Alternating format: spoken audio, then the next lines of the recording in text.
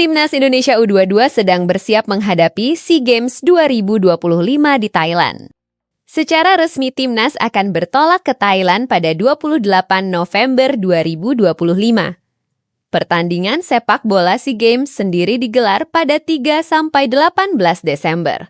Dari 31 pemain yang mengikuti pemusatan latihan di Stadion Madia Jakarta, pelatih Indra Safri sudah mengerucutkan menjadi 23 nama.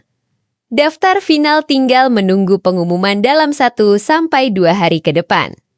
Di atas kertas semua itu hanya deretan angka dan tanggal, namun di lapangan, situasinya jauh lebih tegang. Setiap sesi latihan menjelang pengumuman 23 nama terasa seperti ujian akhir bagi para pemain. Satu keputusan yang salah, satu momen lengah, bisa membuat seorang pemain tersingkir dari daftar. Sebaliknya, satu tackle bersih atau satu umpan kunci bisa cukup untuk meyakinkan tim pelatih bahwa ia layak ikut ke Thailand. Faktor lain yang membuat skuad kali ini istimewa adalah kehadiran 4 pemain abroad.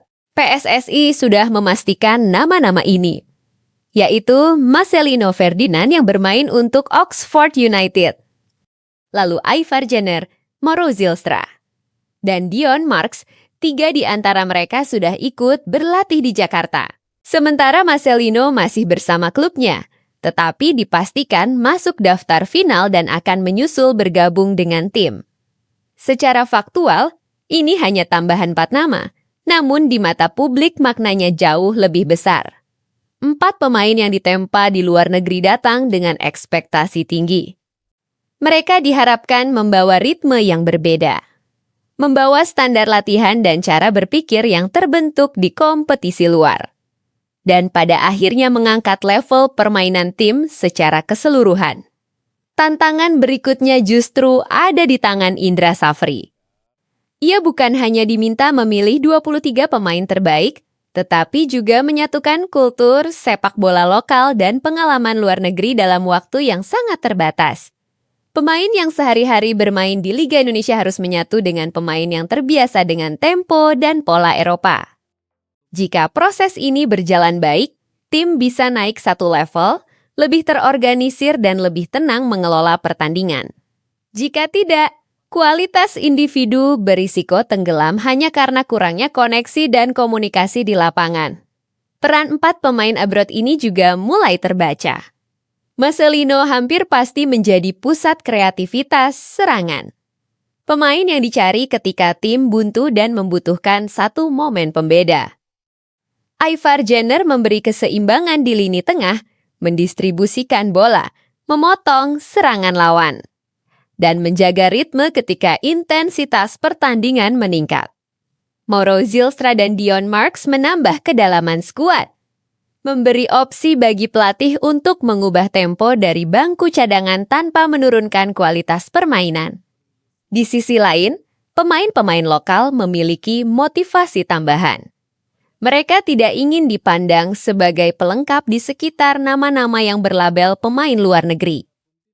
SEA Games 2025 menjadi panggung untuk menunjukkan bahwa produk kompetisi domestik juga mampu bersaing. Cara mereka menjawab tantangan ini. Apakah dengan menaikkan standar permainan atau justru terbebani secara mental akan sangat menentukan wajah tim di laga-laga awal. Latar turnamen juga menambah tekanan. SEA Games hampir selalu identik dengan tuntutan medali emas. Setiap generasi yang berangkat membawa beban perbandingan, diukur dengan keberhasilan masa lalu dan terus diingat ketika gagal mencapai target. Bagi Indra Safri, yang sudah pernah membawa tim juara di level usia muda, ini adalah kesempatan untuk menegaskan kembali kapasitasnya mengelola skuad penuh talenta di bawah sorotan besar. Pada saat yang bersamaan, PSSI juga sedang bergerak di level tim nasional senior. Delegasi federasi pergi ke Eropa untuk mewawancarai 5 calon pelatih di Spanyol, Inggris, dan Belanda demi mengisi kursi pelatih kepala yang kosong. Secara langsung, proses itu tidak mengubah sesi latihan Timnas U22.